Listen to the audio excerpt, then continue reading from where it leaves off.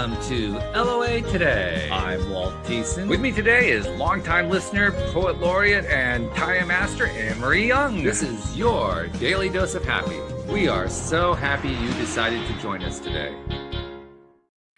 And Anne-Marie is particularly pleased because they got some sunshine going on over there in the UK. She's got a smile on her face, feeling good, right? It's great when you have the sun come out, right? Yeah, we embrace it when we can. Apart from today, we did have rain and I left the sunroof open in my car. That was an epic fail, but otherwise, all wonderful. That's almost surprising considering how much rain you guys get. You actually forgot that? That's kind of like, what? I know, right? I just got swept away with the sunshine. It was the sun. It just threw you off. It threw you off your game. I love it. So good stuff. We're joined today by Jordan Turbyfield, who's from Texas and gets lots of sunshine down his way, although they've also in the general area been dealing with those flooding, of course. But he's like, Texas is like the expert on sunshine in the country. I mean, Florida is officially the sunshine state, but I think that's just because they got there before Texas. That's about it. Yeah, it gets real hot here, and appreciate you all having me on. It does. I hope you're in a cool spot today. Yes, I am. Although I am right next to the window, so I do have that kind of heating me up a little bit. You got a little bit, okay. We'll be all right. Yeah, but that's part of living in Texas. Right? You got to have a little bit of sun on you all the time. Oh yeah. You know, honestly, I enjoy it a lot. I moved out here 8 years ago from California, and living in California, growing up in California for the most part, we definitely had some hot days. We lived in over by Magic Mountain, Santa Clarita Valley. So, playing football in the summer, a lot of times we would have practices that would be like 113, 115 degrees. Right. Yeah. And it'd be a dry heat, where here, at least we got the humidity. So it's like you're sweating, out there. I feel like you just cook and burn. So for me, I definitely prefer out here. I'd rather be sweating than cooking. So. Okay. Well, there you go. Yeah. See, I grew up with humidity, so I was always glad to get the dry heat. I mean, I think it depends on what you're used to more than anything else. But yeah, I agree. Yeah. Well, not only do we deal with heat, but we also have to deal with all kinds of other stuff in our lives, and some of us have more to deal with than others. You've had far more than your share, I would say, just from reading your bio, Jordan. But why don't you tell people your story and how you ended up doing what you're doing now? So I grew up in California. My parents, at a young age, I started to realize that, while my parents were separating, started to realize that my mom was a drug addict and also an alcoholic. And a lot of times, it's kind of hard to see as a kid, but as you continue to grow older, you start to pick up on where, your parents were kind of missing. Sure. And, luckily I definitely had, 3 older siblings that were awesome throughout that entire time. And even to this day have been incredible. But, having somebody that really kind of pulls your whole family into this real deep darkness, especially as a kid, it becomes, what I experienced was very debilitating, to where like mentally it's hard to move forward in anything because you're constantly messing with your own mind of like, what did I do wrong? What did I do to deserve this? Or, kind of doing that, for years I would do like the poor me type thing, and sure. And even experienced a lot of like, kind of blaming myself happened. And unfortunately, or luckily for me, I got to a point where I realized like I can't just continue this sob story of poor me. I got to focus on what I can control, and what I can control is like my daily habits. So that's kind of what I base my workout program off of, and I try to teach all of my clients to just instill a mindset of control what you can control, which is hitting your daily habits, stacking your daily wins every morning, as many as you can. And then by the time you go out to, engage with other people, you're already stacked so many wins that your confidence is going through the roof. So you bring a much higher energy to those people and really help be a positive part of society instead of walking around like, oh, poor me, man, feel bad for me, like Mhm. nobody's ever going to really feel bad for you. And you're only hurting yourself by having that kind of attitude. So That's a tough conclusion to draw, but it's certainly a healthy one, no doubt about that. yeah. When you're going through that, though, I mean, everybody to one degree or another goes through some kind of traumas during their life. You've had some really severe ones, and we've had Oh other yeah. people who've had really severe ones as well. Uh, Yeah. One of the things that I've learned along the way is it isn't so much the severity of it, it's that it's yours. It's the Yep. one it's the one you're dealing with. So it almost doesn't even matter how it compares to anyone else's. The fact is Hmm. on you. And that I imagine is probably the hardest thing when it comes to coming to the decision that you did, which was I got to take control of my life. It's just Yep. dealing with the fact that you're dealing with something that is, I imagine in the early stages just felt like it was completely outside your control. Totally. It was, for me, it was numbing for many years.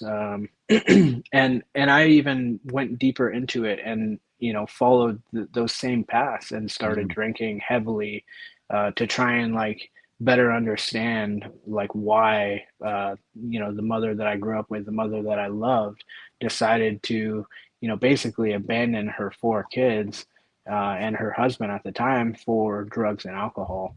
And I found myself drinking. I became a heavy drinker around the Mm. age of 17, 18, and I would drink, upwards 20 beers, 30 beers in a Oof. night, and Whoa. yeah, just be That's completely blacked out to where like, yeah. the next day I'd be apologizing for things that I didn't even remember doing. Oof. Um, I ended up getting a DUI at 20 years old. And Um, from that, they kind of threw the book at me, which I totally deserved. I blew over three times the legal limit. And then got sober for a year and fell right back into the same trap and started drinking again. It started like a once a month thing to a once a weekend thing to Thursday, Friday, Saturday, Sunday, Monday. And then all of a sudden, found myself getting a second DUI when I was about 25, 26 years old. And that time, same thing, blew over three times the legal limit. They took me and put me in downtown LA jail. And that was like my real big eye opener. I realized, like, you know, um, I felt like I didn't belong in there, but I knew all of the actions that I had taken prior to getting there was my choice, and I brought myself there essentially, mm, yeah. like although they put the shackles on me and put me on the bus, I really brought myself to that point. And it was just the most humbling thing to just sit in a room filled with a lot of career criminals and people who aren't trying to do right or do good things or help other people. They're really just trying to um, get one over on the next guy or whatever. And for me, I just felt like, damn, I really don't feel like I belong here, and I really got to make some serious changes in my life to improve. And whether that be come to terms with all the stuff that I've seen in my past with my mom and with alcohol. And that was really the point where I was just like, damn, all right, time to wake up. Yeah. Sure. Yeah. Makes total sense. What you mentioned earlier that one of the reasons that you pursued the path was to better understand your mom. Did it work? Yeah, 100%. She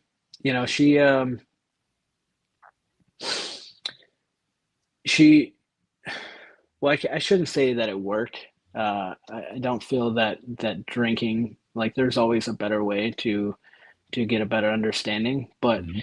um, I do feel like once I quit drinking, I've been able to better understand her, and I have, she is in prison now, for murder, and Mm. that's something that she did while she was cracked out of her mind, and something that, frankly, she doesn't even remember doing.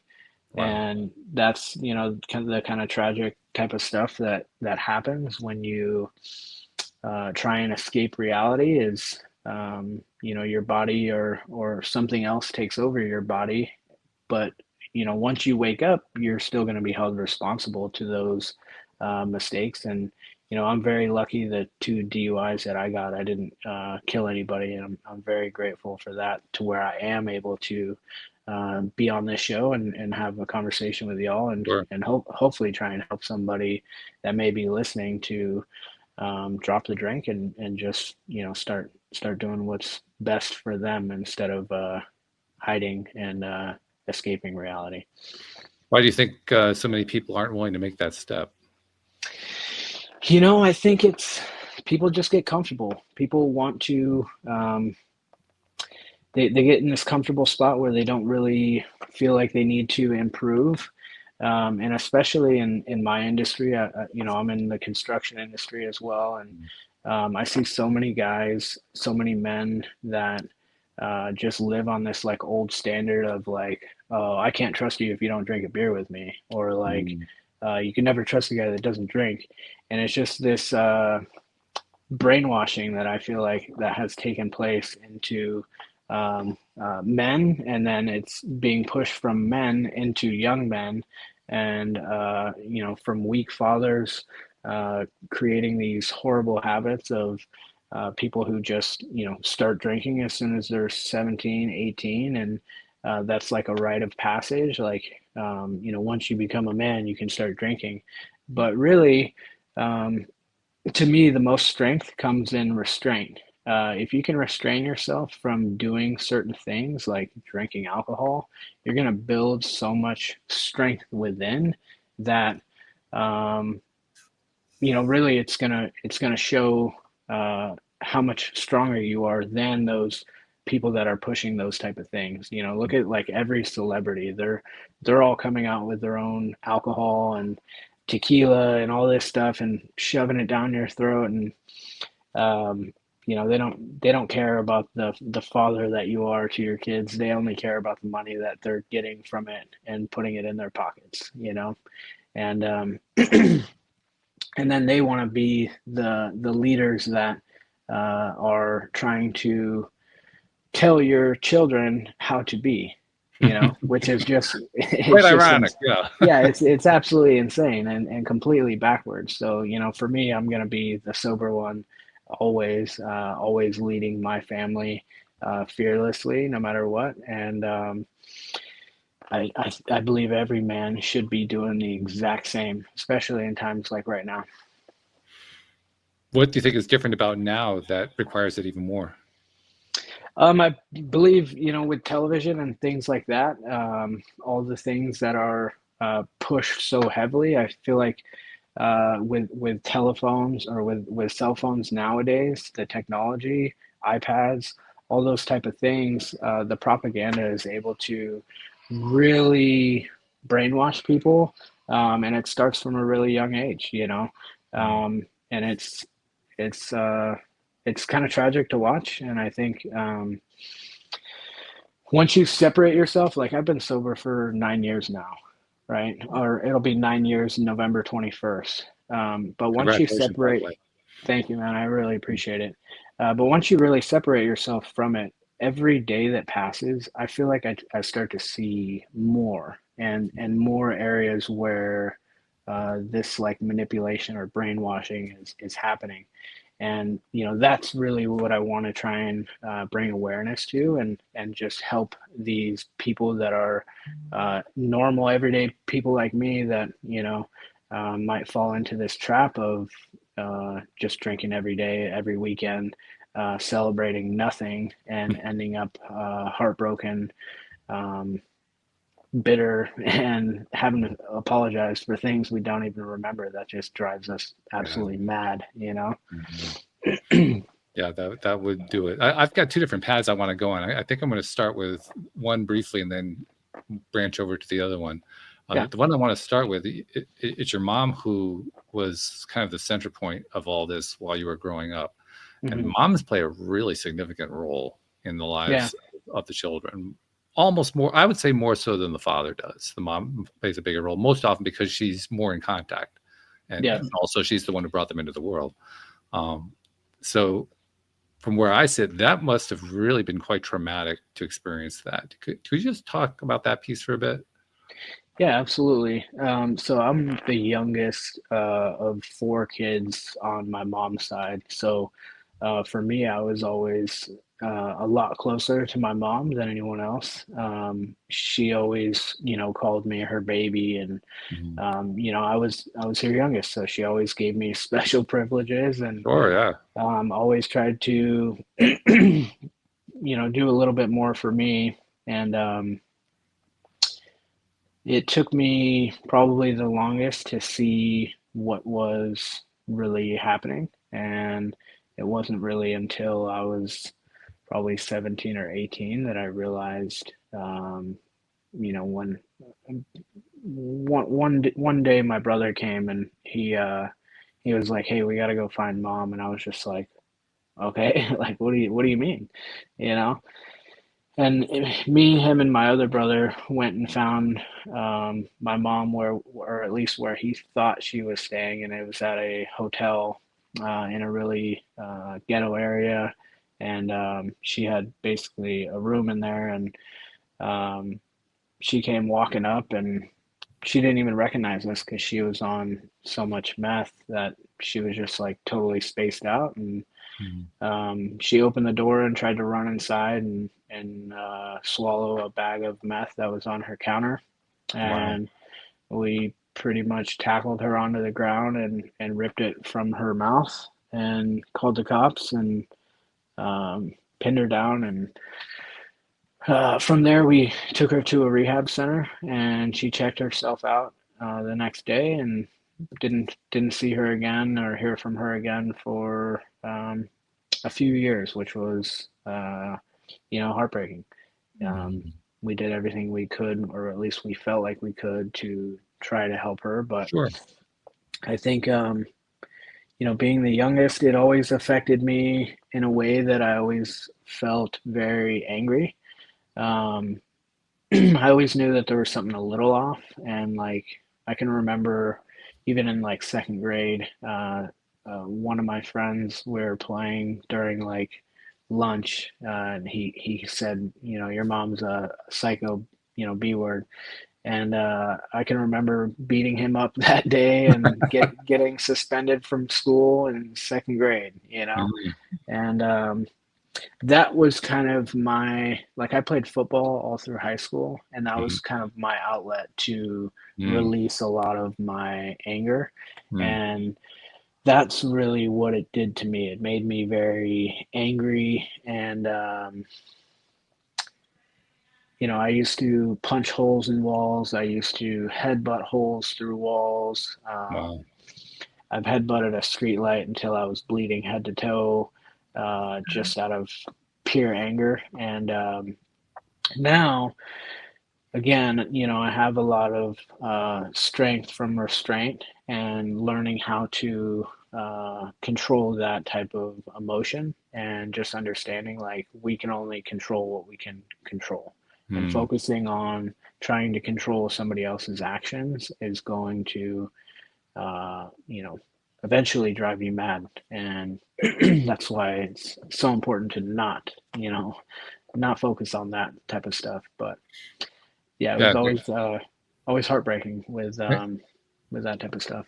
And good for you, by the way, for not stuffing your anger. I mean, the headbutting and all that, you could probably have left that out, but good for you for not stuffing the anger, because a lot of people do that, and that makes it Oh even yeah. harder. Oh yeah.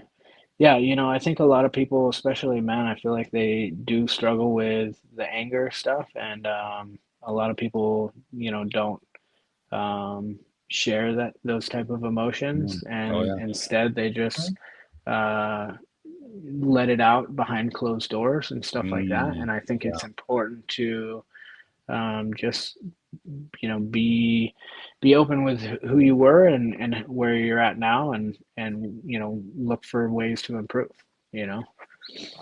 Absolutely.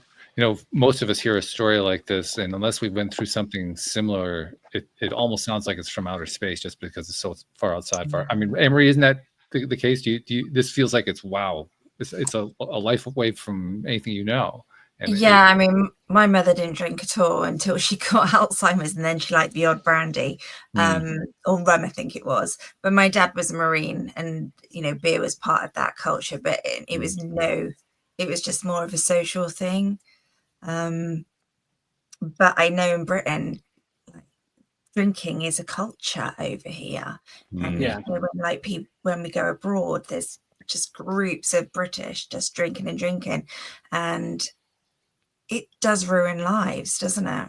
It just has that impact. It's not necessarily as social as it's perceived. It's perceived, and the perception. That's the weird part of the whole thing. That perception, like you experienced the perception, and Jordan, it took you into becoming a daily drunk, basically. Oh, 100%. Yeah, and I think like being somebody that loves sports so much, like alcohol and the perception of alcohol is so positive in sports. Like you watch any sporting event on TV and you're going to see tons of alcohol commercials, tons of celebrities promoting alcohol and those type of things. And I think, that also played a part in me not seeing it as like a bad thing and just seeing it as like, oh, this is just kind of what you do when you turn 21. It's just life, right? Drinking, yeah.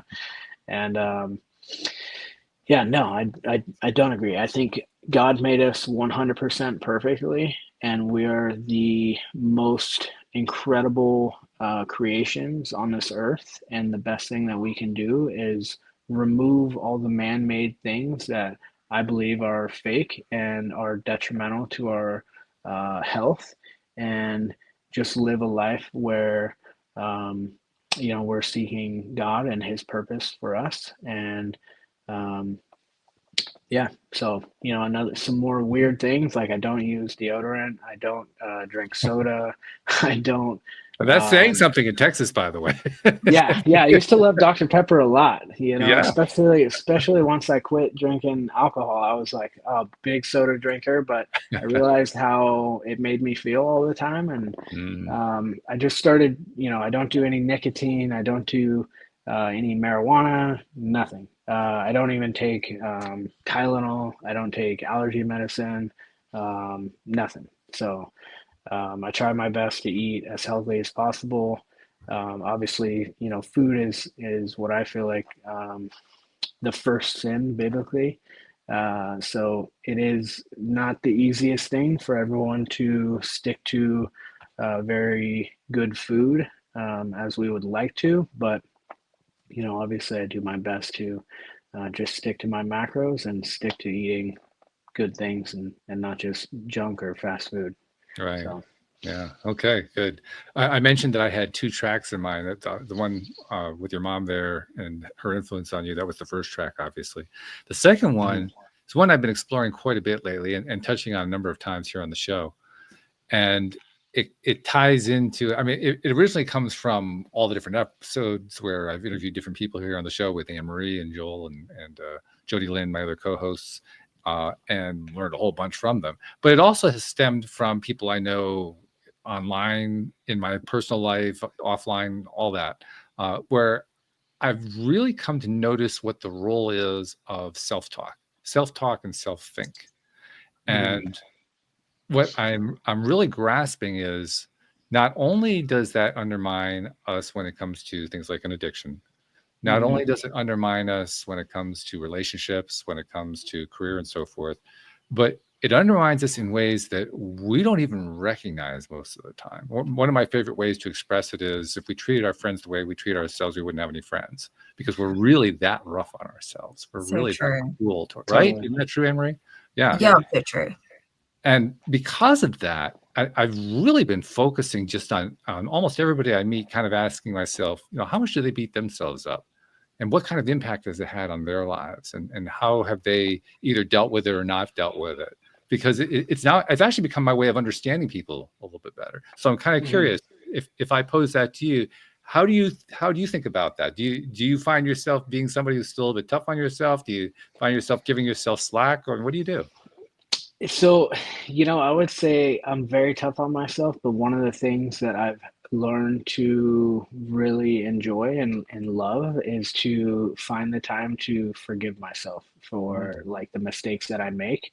And I think that's being able to not only forgive yourself, but forgiving others is one of the best qualities that you can have. Because holding on to, like for instance, with my mom, for the longest time I couldn't forgive her, and I felt this like massive amount of like this building pain that I just wanted to like unleash. You know what I mean? And eventually I got to a point where I was like, okay, like I gotta do something with this. So my way of like getting rid of it was just forgiving her, like getting to know her now. So I started talking to her while she was in jail. Got her phone number, started writing her, sending her pictures, kind of got a better understanding of her and who she is now, and then just use that to kind of forgive her for the mistakes that she's made, and understanding that she probably didn't intend to do the harm that she caused and had no idea of the consequences of the choices that she was making, just like a lot of us don't, as we're making choices in it every day. But yeah, that's kind of what I do, because I think we're all human. We make mistakes every day, and the worst thing is to sit there and just beat yourself up. One of the things, and I'll share this with y'all because I feel like it was one of the most helpful things and one of the most positive things from me getting my second DUI. They court gave me a class where I basically had to go sit and listen for 8 hours and get a card signed off and bring it back to the court saying that I had gone. And the guy who led the class, he was a neurologist, and one of the things that he kind of explained is like your brain is the most powerful tool. You have to learn how to control your brain and your thoughts, and you have to learn that like you do have full control. And the way that he showed us was like look at the light, and then he threw a pen without anyone like paying attention, and he was like, your eyes automatically go to the pen, right? Because it might hit you, right? So like you have to understand that you have full control. Even if I'm telling you something, you can still veer off of that and look at something else to protect yourself or do the right thing. And same thing with like how many accidents happen with cops on the side of highways. A lot of times the reason why it's happening is because the drunk driver is focusing on the negative, like, oh, I don't want to get pulled over. I don't want to get pulled over. So they're just sitting there staring at the cop, hoping the cop doesn't notice them. And what they end up doing is veering over to that negative area that they're trying to avoid, and they run right into it. Right. So instead of focusing on the negative things, focus on the positive things and just highlight those and constantly remind yourself that the rear view mirror is small because you can't drive going backwards. Well, you can try, but it doesn't work very well. you're not going to go very far. So that saying. So it's like focus on what's in front of you, focus on being positive, those type of things. That's kind of the direction that I always try and go. But yeah. Did he talk about neuroplasticity at all, the instructor? I'm kind of curious. No, I think he was mostly those two kind of topics, and then what he did, and this is kind of funny too, he had us write down a list of like 5 goals, and then he had us draw the goals that we wrote down, because he explained like your right and left brain, one of them's going to be more analytical and the other one's going to be more artistic, to where like if you draw it, it's going to help align both of them. So it's kind of funny.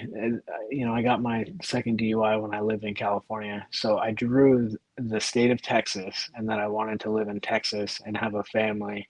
And, I'm married now.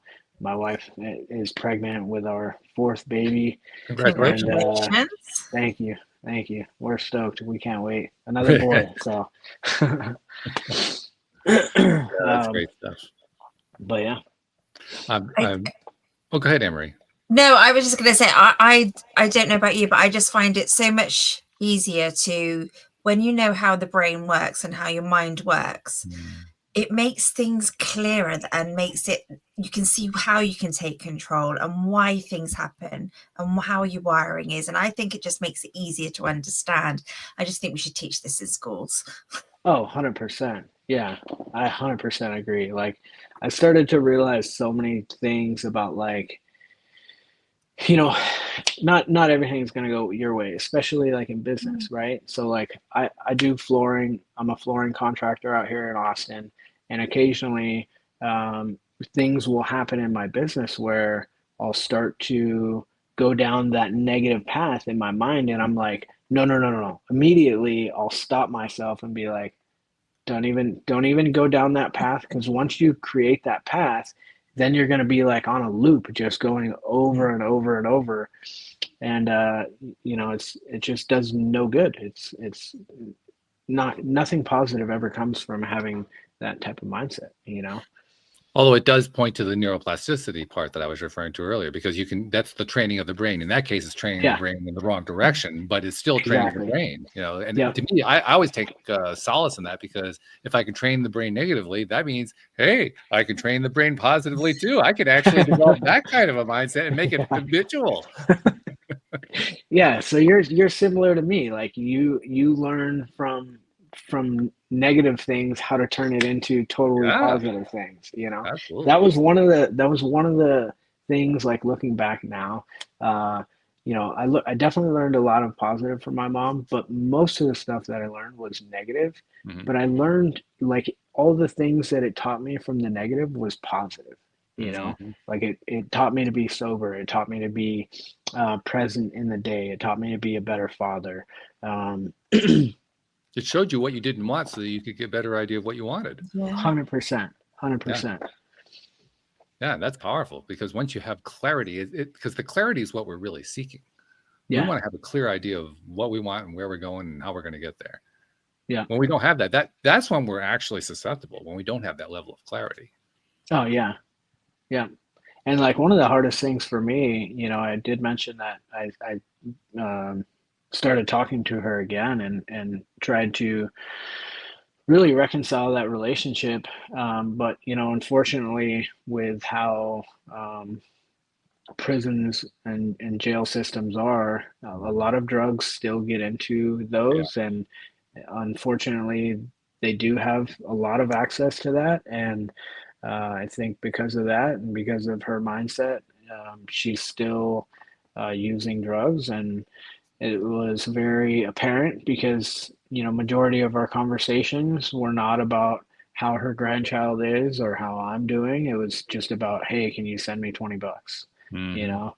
And unfortunately for her, I know as a father, I need to serve my family, and my family is, my wife, my two sons, my daughter, and my son on the way. And that's what I'm gonna do. So, but it's a hard choice. I mean, it's the choice you need to make, but that doesn't make it any easier. No, totally. It was still a very difficult choice, and it definitely hurt a lot to make that choice, and just to tell her, because I could tell it bothered her, but it was she still wasn't aligned enough to really feel how bad it really hurt her. That's kind of what I realized is, like, I can tell this hurts her a little bit, but like doesn't hurt her as bad as she believes it hurts her. You know what I mean? Like, well, sure. That's part of what goes along with that neuroplasticity. Once you develop a role and you keep reinforcing it in your mind, that role gets bigger. It doesn't get smaller. It keeps getting bigger, more encompassing, more impactful on your life. And it actually doesn't stop. It just keeps going, getting bigger and bigger over time. Yeah. Which is why it's important to focus on the ones you really want. Yeah. Yep.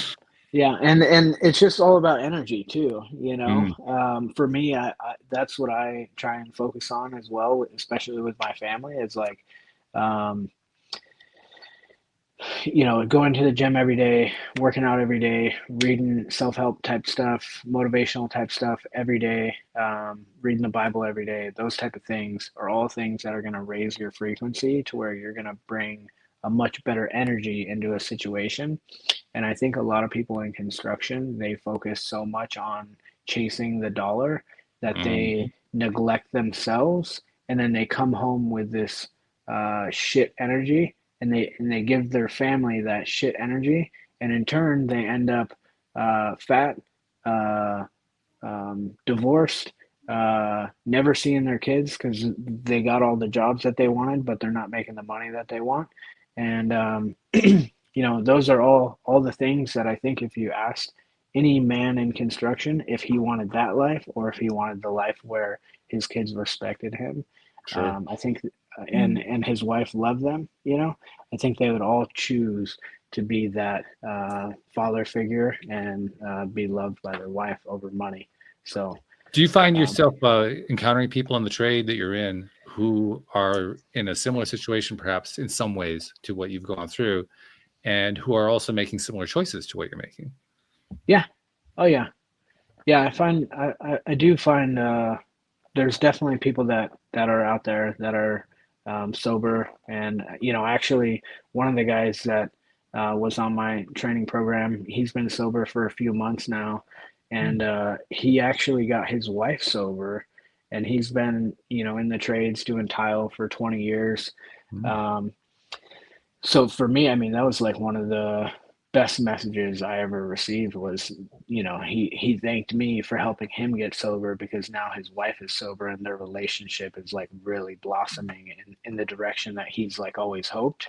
And I'm actually going out to California to visit and go golfing with him for 4 days. And, Fabulous. you know, just super excited to spend that type of time and energy with somebody like that, you know, I think it's always fun and enjoyable to associate. And that's the other thing too, is like when you have that type of energy, you're going to attract the people that you'll thrive with instead of, you know, when you have the poor me attitude, you're going to attract the people who are looking to take advantage and stuff like that. So yeah, that's a great ripple effect to have. And it's fun to know. I always like the ripple analogy, you know, the rippling water, because it's endless. The ripple never actually stops. And 100%. There are times when, I mean, we've all experienced times where, you know, things aren't going quite our way. We don't really have quite the mindset we're looking for. Those are the times I really like to think about the ripple effect, because it's a kind of a reminder that, oh yeah, it really does pay off to make that mindset shift back to that space that I know is the better shift anyway. But sometimes I kind of need to talk myself into it. That's how I talk myself into it, remembering the ripple effect. Oh yeah. So I like that. I like that analogy. The way that I like to talk myself into it, you know, on the days where I don't, you know, want to go to the gym or things like that, you know, because there's always going to be those days. Sure. I like to think I'm a like stone fabricator, and I got to do everything the old fashioned way by hand. So every day I got to come in and just take a chip out of the old block. And I just imagine like this big chunk of block that I'm like, I got to go crack that thing a couple times and make sure I'm putting in my work for today to eventually have that statue out front that I believe will be there. Do you take the same approach that a sculptor takes? The sculptor looks at the piece of block and says, okay, there's a statue in there. Which parts do I have to remove to find it? Exactly. See, you get it. So you got to remove all the vices. You got to remove the alcohol, the nicotine, all those type of things that are controlling and making us comfortable, when in reality, I feel like the human body and spirit and mind is so much happier when we're uncomfortable. And that's those are the type of situations I'm always trying to put myself in like uncomfortable situations now. Like for instance, last Friday I did 1,000 push-ups, Dear and God. I didn't even think about I didn't even think about doing it. It wasn't planned or anything. It was more so just to prove to one of my friends that anything is possible. His gym that he goes to was flooded, and he was like all upset and in that like lower frequency negative Yeah. mindset, and he was just pissed that he was like, oh man, I can't work out today because my gym is flooded. And I was like, just do 1,000 push-ups. And he was like, no, dude, I'm not doing that. It's going to take way too long. So I started texting him, all right, set one, let's break it. We're going to break it down into 40 sets of 25 push-ups. And every set that I did, I sent him a text, 1, 2, 3, 4, 5, until we got to 40. And then he was like, or I got to like 37. And he started talking smack. He was like, you're going to quit. You're not going to do it. You're not going to do it. But that's motivation. Yeah, he already knew that I was already past 40. It was just a matter of time. So I'm curious, John, did that have a ripple effect? Did he make a change of some kind? I think he did. I think he realized not to whine and complain about the gym not being open, and just do something. Yeah. So I'm gonna see if I can get him to do 1,000 burpees with me this weekend. So we'll see. I'll keep you guys updated. You're right. I mean, today I didn't get a chance to go out for a walk, so I've just been watching a movie, Walking on the Spot. It doesn't take, there's always some way of getting something that's going to make you feel that little bit better.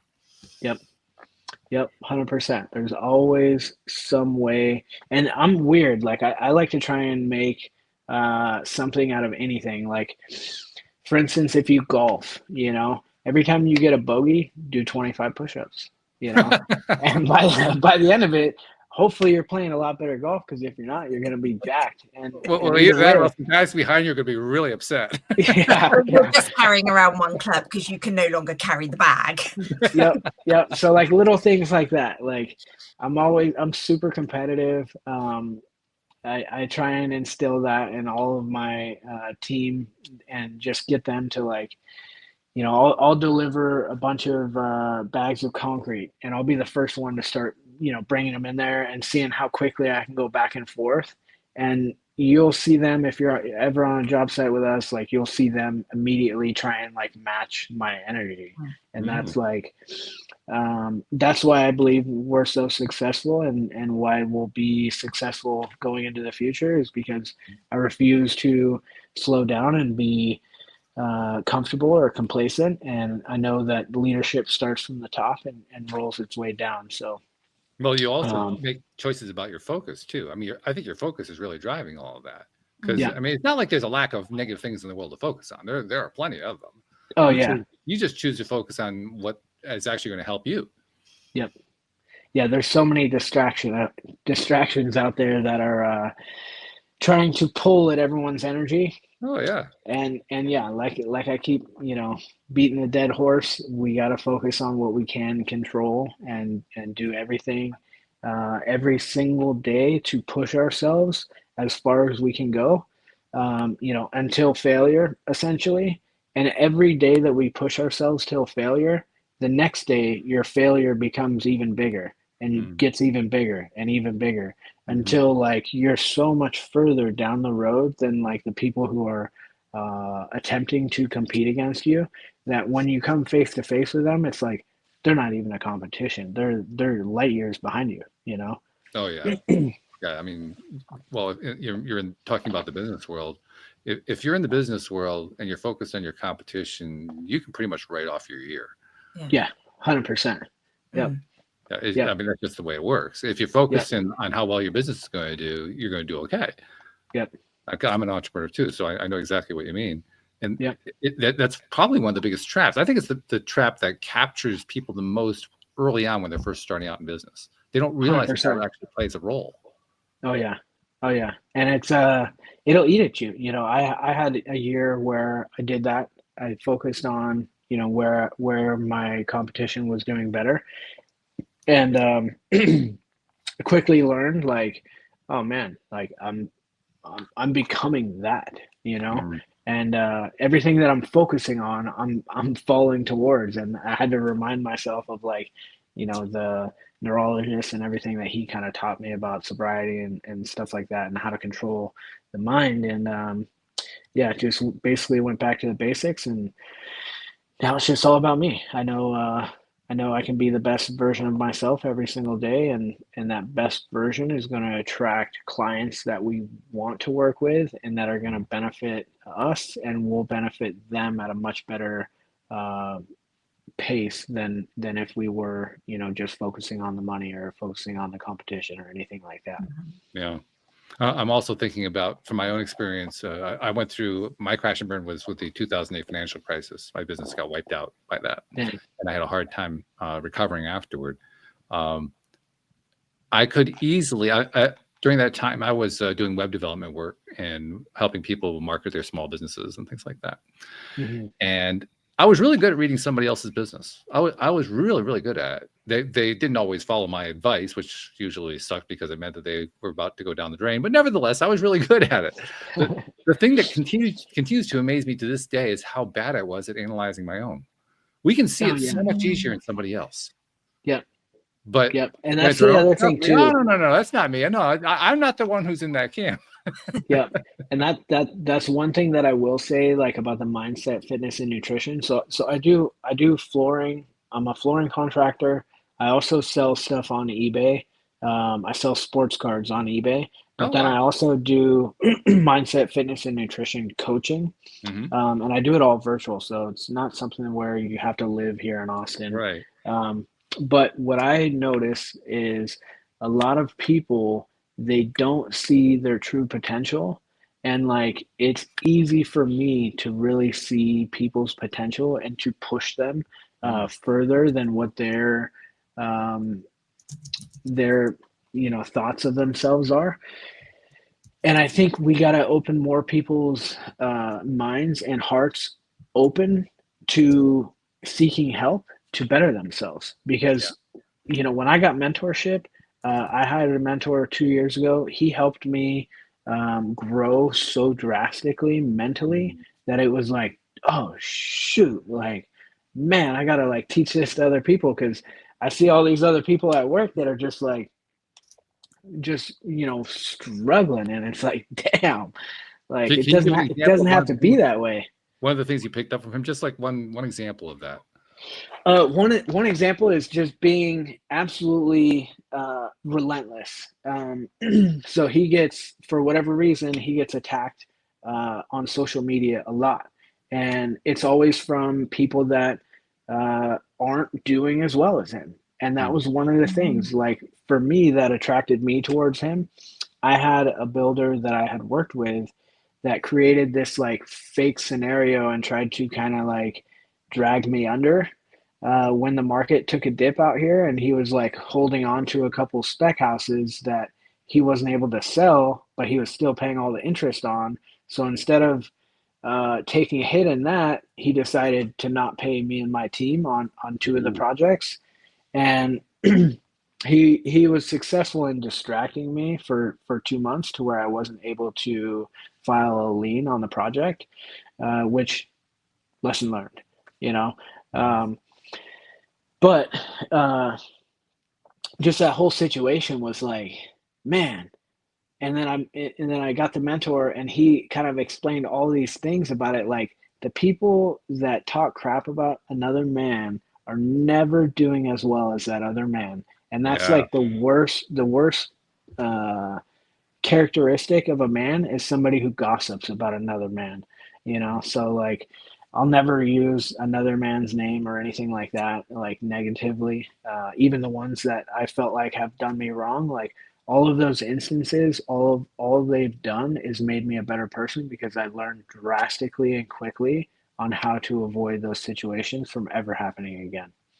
But also, when you celebrate other people's success rather than resent it, you're just continuing that positive mindset. If you're celebrating other people, then 100%. again, you're just attracting that more of that to yourself. Yep. Yep. And that's where those people, they miss, they try Mm. and go on social media and make these accounts where they're like exposing certain people or whatever. But really the only people that they attract are negative people that Yeah, they can never build a business off of those people, because those people are never going to be supportive. They're just negative people, that's right. or they're attaching to their like, it's very similar to, well, never mind. I don't want to go down that path. Well, I was just thinking it could be successful, but doesn't sound very satisfying. 100%. Yeah. Yeah. I fully agree.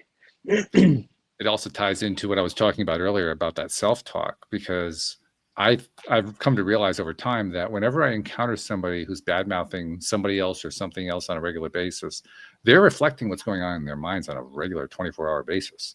Yep. It's just that they're doing it so much that it's leaking out. Yep. And it's only a matter of time. Like those people expose themselves when they do that. It's only a matter of time. If somebody comes to you talking bad about somebody else, it's only a matter of time that you're that somebody else that they're talking about. Oh yeah. And yeah, that's their gig. That's what they do. Exactly. So like, being able to be aware of like your surroundings, being able to be aware of the people that you're drawing into your circle, and removing the people who are the negative energy that are dragging you down. Like for instance, me, my mom was one of those people, and as sad as that may be, removing those type of people to where you can really just thrive and be positive and bring more positive to the world is what, I think a lot of people got to get going on. I think there's also the aspect of you can't remove everybody like that from your life, but it's controlling how that affects you and not giving your power away. If you want to bitch, that's fine. I'm not taking it. I'm not joining you. Yeah. You can bitch about me. That's fine. I love you. It's great. Yep. 100%. 100%. Yeah. It's like same, like with my dad, I can't write my dad off, but my dad can definitely be negative at times nowadays. And, I always tell him, "Oh, sorry, Dad, I got to take this call," and I think he knows that's what I do, but he respects it because I'm not trying to be mean or be negative or allow myself to come down to that frequency to engage with the negative low vibration. I just avoid it. But yeah. I think we've also reached a point now, and this is probably because of the way we're all connected together now, online especially. I think we've all not all, a lot of us have reached a point where we recognize that we can't control who our bloodlines are connected to, but we can choose who our families are. Now we're no longer as tied to the idea of, well, that's my brother, that's my sister, that's my father, that's my mother, that's my kids. I'm tied to them forever, and that's just the way it is. That mindset is really disappearing pretty quickly. It still exists. I mean, don't get me wrong. It's very prevalent in many areas, but for a lot of people, that's no longer the case. I like that. I think it's an improvement. Yeah, I agree. I would say that that's definitely an improvement because, you could have a family like mine where it's very difficult to stand by them and the decisions that they make and be like, this is who I want you to meet, Yeah, right.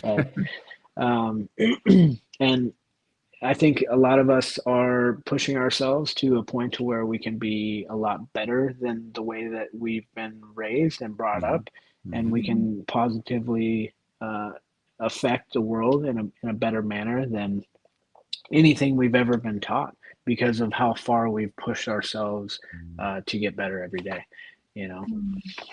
You mentioned that you've been doing some coaching. How does somebody reach out to you if they want to find out more about what you're doing?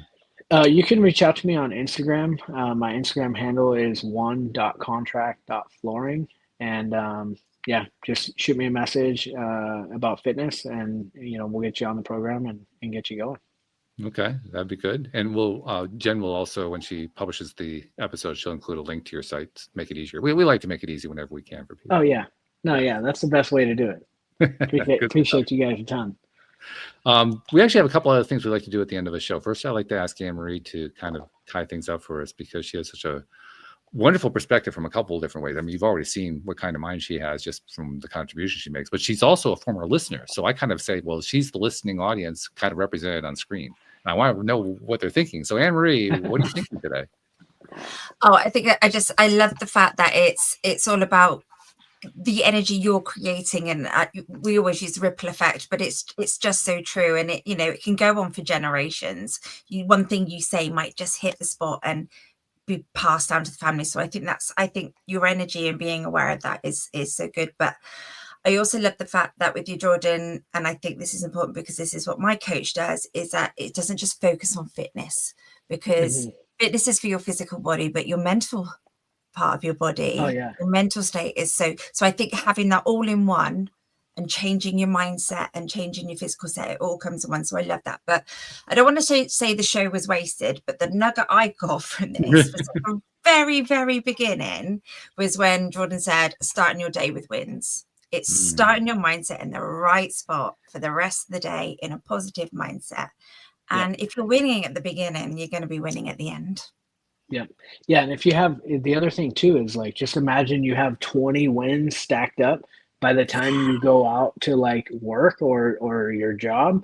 One loss is not going to be something that like ruins your day. You know what I mean? True. So it's like, you're already 20 and 0, 20 and 1 is not a big deal. Like, no, nobody's losing sleep over that. So, and then another thing too that I want to touch base on is my fitness coaching is called We Are All One Mindset, Fitness, and Nutrition, because I do firmly believe that we are all one and we are all connected in a way that we all need to do our part in fixing ourselves to bring out that highest energy to share with the world. And yeah. Well, that's beautiful, because that actually ties into the last thing I like to do at the end of the show. It ties in beautifully. It does, doesn't it? It does. Isn't it amazing? I'm always amazed how well that works out, and it does every time. But this time, it's like really well. One of the things I like to do is, since we live in the 21st century, where we can do podcasts like this, we can actually talk. You're in Texas, I'm in Connecticut, she's in the UK. I mean, that's actually a possibility. That was 30 years ago. That was impossible. Today, that's like standard. Like, whoa, this is great stuff. And there's some negatives too. I mean, don't get me wrong, but there's so much positive that comes out of the ways we're able to connect now. And, so people like you'll come onto this podcast. I'm sure you do other podcasts. You probably post social media. You're doing all kinds of things to share the message that you're trying to share with people because it's so important to you.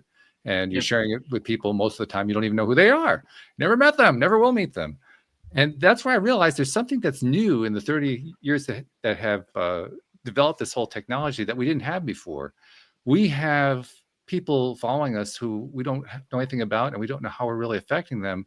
And we don't get a lot of credit for that. And so, Jordan, I'd like to take that opportunity to say, on behalf of those people you've never met and never seen, never will meet, never will see, who you've been helping in ways you didn't know about, on their behalf, thank you for what you're doing, because you're making a difference in this world. Yeah, I appreciate that a ton. Yeah, we appreciate it.